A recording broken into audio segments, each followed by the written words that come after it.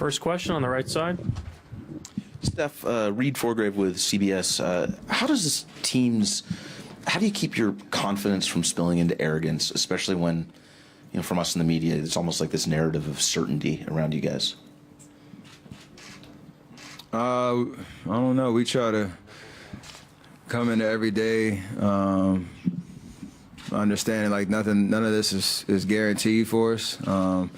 There's a lot of talk and appreciation for how hard it is to win a championship and all that goes into it throughout the journey, throughout the regular season, the playoff chase. So for us, this year's been interesting with ups and downs and injuries, and even in the playoffs as of late, having how we started games, coming out of the gate slow and fighting our way back in the second half. All that stuff is just a part of continue to grow and find ways to motivate yourself, but stay appreciative of the moment, because I think that you saw that on all our faces after Game 7 of the Houston series, where this means a lot to us, and there's an appreciation for the difficulty to get back to this stage, let alone try to win 4 more games and win a championship. So we're living in the moment. Second row on your right. Anthony Slater with The Athletic. Steph, the lack of a Finals MVP, has that ever gnawed at you, even in the summertime? And how much of a storyline do you expect that to potentially be as the series goes on? Well, it took to the second question of my first media availability, so I'm pretty sure that narrative's going to take life, as it has since 2015. But it doesn't make or break my career or whatever you want to say looking back. If we win this championship and I don't win Finals MVP, I'm going to be smiling just as wide, and just as big. But I'm going to play aggressively, confidently, with that right energy and motivation to help my team win. And usually when I'm in that mindset, good things happen. Whether that means it's a Finals MVP or not, who cares? But I'm going to be playing like it for sure. Is the storyline more the people around you talking to you about it than maybe you yourself? Not even people close to me. It's just that's kind of the nature of the beast, being on the stage 4 times in a row. You always got to look for what you don't have. There's always that thing about society. It's always looking at what can you attain, more and more and more. And that's fine. That's part of the beast. It's part of my motivation to try to get back to the stage, because I want more championships. But I've never really highlighted the individual type, even before my regular season MVPs. I never really attacked it as if that was the goal per se. Like I said, my values around how I play, good things usually happen for me and my team if I'm in that type of mindset. Over here on the You aisle. obviously had Melissa Rowan of the Bay Area News Group. Steph, you obviously had that really interesting quote the other night about how the team could have splintered in that specific moment. Have there been other times throughout the playoffs or this season where you felt that? Not really, not in that heated of a moment, and that was kind of do or die with our season on the line. But it was a special moment for us, and I think one that we'll look back if we get the job done over these next 2 weeks, where again there's an appreciation of all that goes into winning a championship and doing it by committee and making sure every guy, whether you're playing well or not, whether things are going your way or not, that we all bring something to the fold that have gotten us to 4 straight finals, and we've done it by appreciating everybody that's a part of that group. And I think that timeout, that 2.5 minutes was a special moment for us, and should give us some great momentum going into the series. What wasn't said in terms of, obviously there was no finger pointing, but what exactly was said? Did somebody step up and say something that really made a difference for you guys in that moment? It's kind of everybody just getting the anxiety off their chest. I don't remember, I can't transcribe everybody's comments, but I think at the end of the day, all I said was, we got it off our chest. Let's move on. Let's win a basketball game, and let's do it together. Sounds very Disney Channel type movies, but that's what we needed to kind of just turn the page and focus on the game and how we were going to win. Steph, Janie McCauley from Associated Press.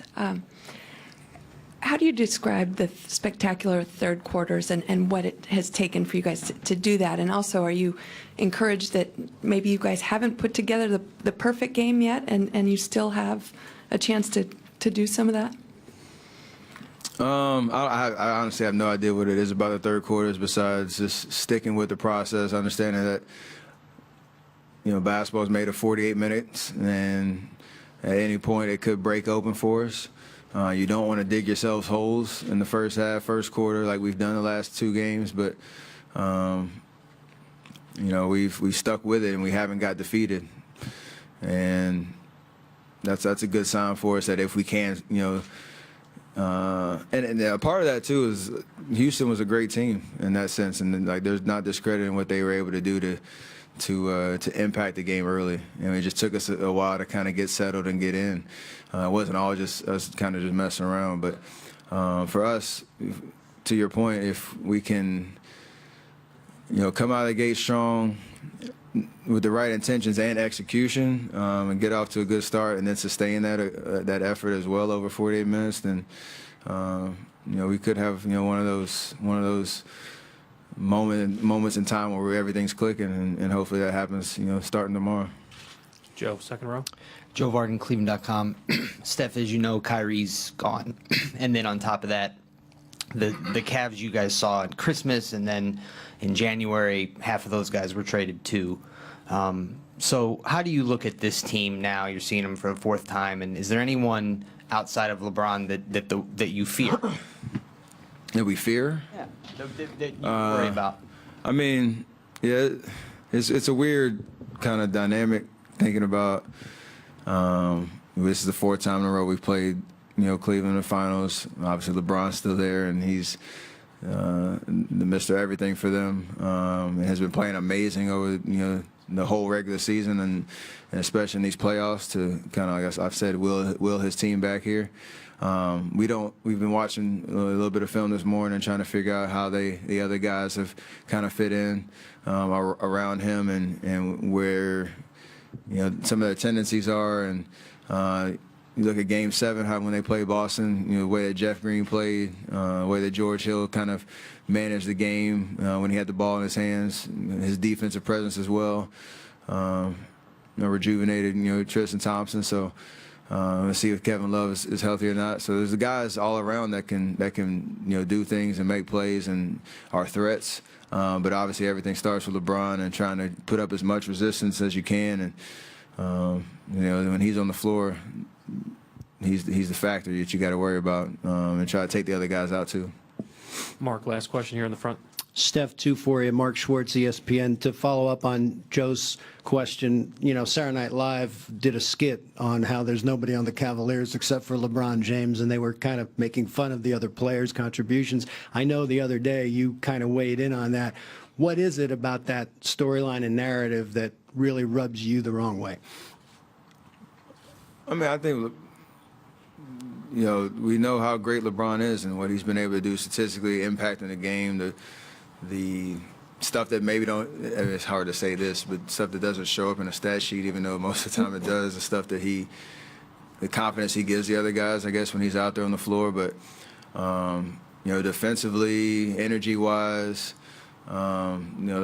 those other guys, whatever you want to call it, they're important to the piece, and they're a new bunch that are still probably getting familiar with each other. Obviously, they've been together since February,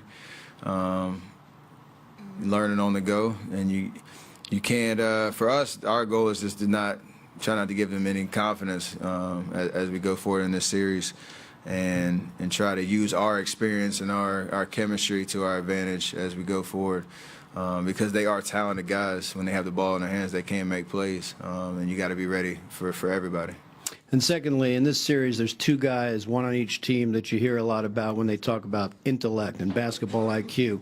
LeBron is certainly one. You faced him many times. Can you give some examples of things that he's done on the court that just blow your mind from that perspective? And on your team, the same about Draymond. Yeah, they're just basketball junkies that know the history of the game, We were joking with Draymond knows every draft class from like 1987 to now, and all the different draft orders and whatnot. But when they're out there, they just make smart plays. I can't really document them how they go, but they're always just saying the right things, making winning plays, changing the game when they're out there. So they use the mental aspect of it to give themselves an advantage and an edge. And I'm glad we got Draymond on our side, obviously, and LeBron is who he is. All right, thank you. Kevin will be right up.